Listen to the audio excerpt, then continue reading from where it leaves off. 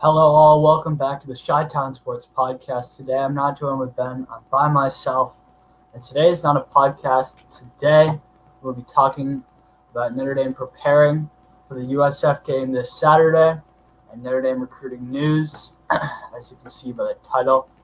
Please make sure to like, subscribe, all that jazz. Instagram is Chi-Town Sports Podcast. And yeah, let's get right into the video. I'm going to be screen sharing here, letting you guys see what I am looking at. I'm going to first start off with some recruiting. Deion Colzie, the Notre Dame target, for almost 2 years now. He was committed for a few months, committed last fall, and decommitted April 20th, I believe. And then he is now trending on Notre Dame. Show you these predictions on 247. I used Rivals last time, so I'm using 247 this time on Rivals. He's 75% predicted to end up in South Bend here. It's about 43.8. I think that's just because these guys haven't taken him away. I feel confident his top three schools are Tennessee, Florida, and Notre Dame. Georgia not making that list as they are not prioritizing him. But here we go. Notre Dame with 7 confidence from Blake Alderman and 6 from Kevin Sinclair. This is old, but Tom Loy is the main one I'm happy about. Tom Loy is the Notre Dame Irish Illustrated analyst, publisher, whatever you want to call it. I follow him for all my Notre Dame stats, news, whatever. Him, Mike Singer, Nathan Erbach, just to name a few. Those guys are split around 247 Rivals and Irish Daily Sports. So yeah, next guy is going to be Jaden Thomas, another wide receiver from the state of Georgia. He lives in Atlanta, unlike Deion Colzie. 2 predictions in for him. They're a little old, but not too. 8-19 and 8-1, both with pretty high confidences, no locks, but I expect Notre Dame to land both of them. They are not a package whatsoever, but the 2 wide receivers in Notre Dame currently only has 1 commit. I like Deion Colzie and Jane Thomas to both end up in South Bend with, I'd say, a confidence of 8 for the both of them, which is pretty high. But yeah. Next, we will be talking about what Brian Kelly said on ndinsider.com. Another one of these ND recruiting and fan sites. I have it pulled up here. Kyron Williams, heck of a day on Saturday. I'm going to first touch on the past game against Duke, what I liked, what I didn't like, and what I expect to see this Saturday against USF. O-line started off slow in the first quarter, which really put us in a bad spot offensively, but then things picked up in the second quarter. The run game got involved. Kyron Williams had a heck of a day. Ian Book started to pass it better as the game went on. I love the screens. I love the misdirection. That's what you got to do. A modern offense is what I'm craving from Notre Dame. And I saw some flashes of it. I hope there's more this Saturday against a weaker USF team. But I don't want to get to that yet. I want to stay on reviewing the past game. Lee Eichenberg was the number 1 PFF offensive lineman this week. Robert Hainsey was second. Those are our 2 tackles, and that was very, very good to see. Liam Eichenberg is probably going to be a first 2 or 3 round pick.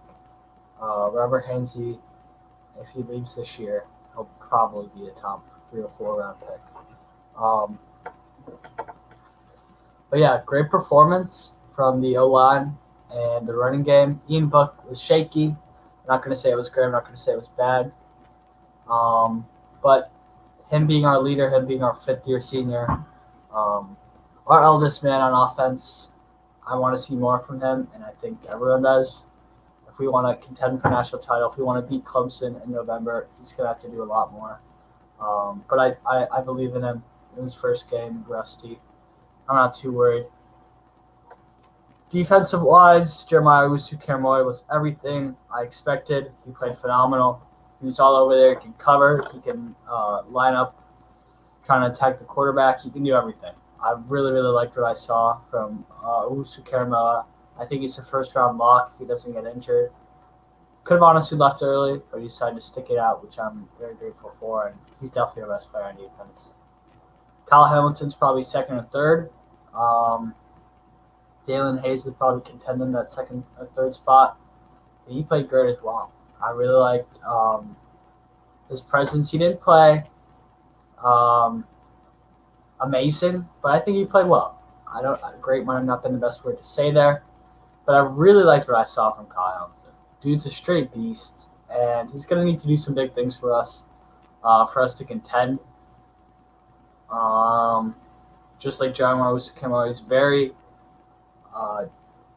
he can play a lot of different positions, and he plays them very well. He was a high recruit out of high school, our best recruit, I believe, in the 2018 class.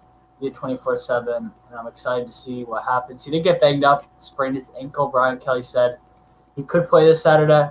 It's nothing major. I expect they'll play him or maybe hold out a little bit, but we should win this game, so I'm not too worried if he doesn't play.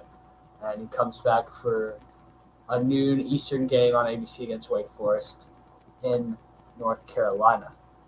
Let's move on to this next weekend against USF. I'm excited for this game. It was not on the schedule until a few weeks ago. USF is not the greatest team, but Charlie Weiss, their offensive coordinator,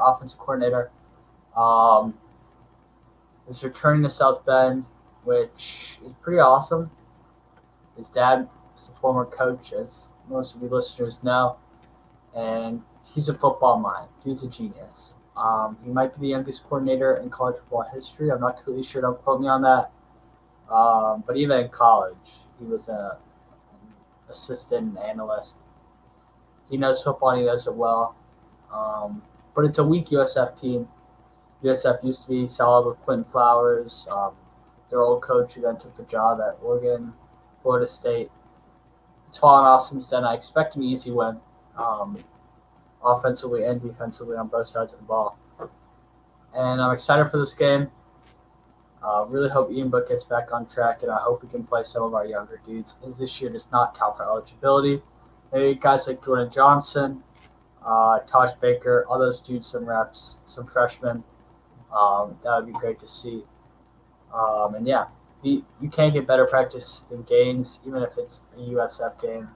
But most importantly, Notre Dame needs this for revenge. We lost in 2011 against the Bulls in a crushing loss that took so long. It was one of the longest college football games.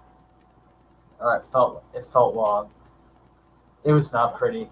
Of course, that next year we went on to do great things, but regardless, we need to win this for pride. Go Irish.